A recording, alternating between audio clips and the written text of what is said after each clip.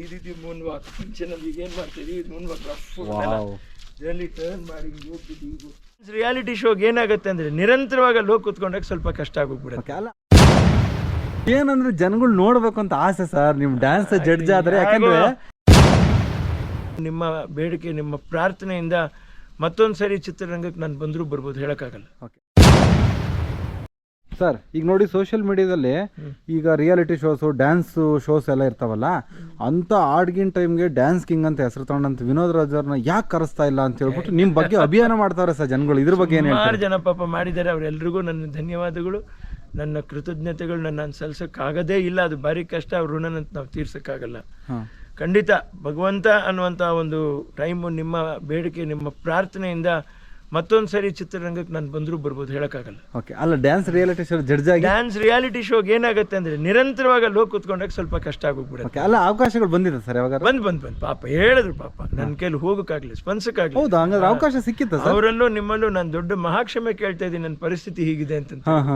But ಏನಂದ್ರೆ ಜನಗಳು ನೋಡ್ಬೇಕು ಅಂತ ಆಸೆ ಸರ್ ನಿಮ್ಮ ಡ್ಯಾನ್ಸ್ ಜಡ್ಜ್ ಆದ್ರೆ. ಯಾಕಂದ್ರೆ ಈಗ ನೀವು ಇದು ಮಾಡ್ತೀರಾ, ಒಂದ್ಸರಿ ನಾನು ನಮ್ಮ ಉಡುಪುಗಳನ್ನ ಹಾಕೊಂಡು ನಿಮ್ ಮುಂದೆ ಎಲ್ಲಾದ್ರೂ ಒಂದ್ ಕಡೆ ಡ್ಯಾನ್ಸ್ ಮಾಡ್ತೀನಿ, ನೀವೇ ಕವರೇಜ್ ಮಾಡಿ ಹಾಕ್ರಿ ಅಷ್ಟೇ. ಅಭಿಮಾನಿಗಳ ಲೈವ್ ಹಾಕೊಂಡು ಮೊನ್ನೆ ನೋಡಿ 3 ನಾನು ಡ್ಯಾನ್ಸ್ ಮಾಡಿದೀನಿ ಒಬ್ಬದಲ್ಲಿ.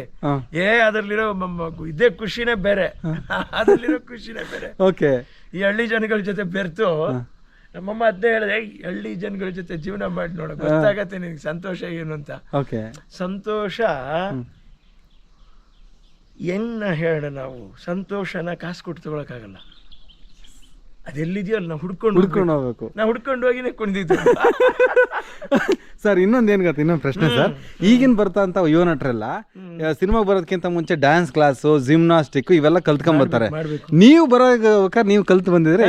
ಕಡಿಮೆ ನಮ್ಮ ಮನೇಲಿ ಕರ್ಸಿ ಪ್ರಾಕ್ಟೀಸ್ ಮಾಡ್ಸೋರಮ್ಮ.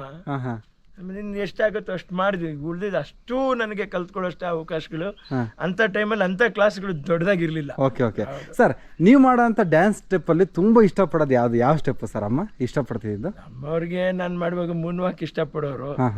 ಆಮೇಲಿಂದ ಈ ದಾರದ್ದೊಂದು ರೋಪ್ ಮೂವ್ಮೆಂಟ್ ಒಂದು ಮಾಡ್ತಾ ಇದ್ದೆ, ಈ ರೀತಿ ಮೂನ್ ವಾಕ್. ಮುಂಚೆನಲ್ಲಿ ಈಗ ಏನು ಮಾಡ್ತೀವಿ ಇದು ಮೂನ್ ವಾಕ್ ರಫ್ ಇದರಲ್ಲಿ ಟರ್ನ್ ಮಾಡಿ ಹೋಗ್ಬಿಟ್ಟು ಈಗ ತಿರುಗಿ ಟರ್ನ್ ಮಾಡಿಬಿಟ್ಟು ಟ್ವಿಸ್ಟ್ ಮಾಡಿ ತಿರುಗಿ